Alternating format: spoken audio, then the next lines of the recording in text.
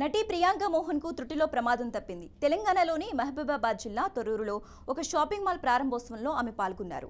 ఈ కార్యక్రమంలో అపశృతి చోటు చేసుకోగా త్రుటిలో ప్రమాదం నుంచి తప్పించుకుంది. అందుకు సంబంధించిన వీడియో నెట్టింట వైరల్ అవుతోంది. రీసెంట్ గా సరిపోదా శనివారం చిత్రంతో ప్రియాంక మోహన్ కు పాపులారిటీ పెరిగింది. అయితే తొర్రూరులో రీసెంట్ గా ఏర్పాటు చేసిన ఓ షాపింగ్ మాల్ ను ప్రారంభించేందుకు ఆమె వెళ్లింది. ఆమె స్టేజ్ మీదకు చేరుకోగానే చాలా మంది ఒక్కసారిగా అక్కడకు చేరిపోయారు. దీంతో ఒక్కసారిగా స్టేజ్ కుప్పకూలింది. ఈ ప్రమాదం నుంచి ప్రియాంక మోహన్ సురక్షితంగా బయటపడింది.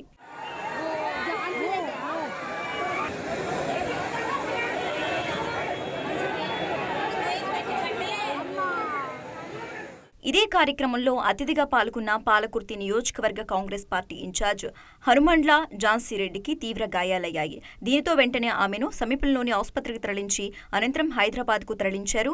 గాయపడిన ఝాన్సీరెడ్డి కాంగ్రెస్ ఎమ్మెల్యే యశస్విని రెడ్డికి అత్త. ఈ ప్రమాదం గురించి ప్రియాంక మోహన్ స్పందించింది. తాను స్వల్ప గాయాలతో బయటపడినట్లు వెల్లడించిన నటి ఈ ఘటనలో గాయపడిన వారు త్వరగా కోలుకోవాలని దేవుణ్ణి ప్రార్థిస్తున్నట్లు తెలిపింది.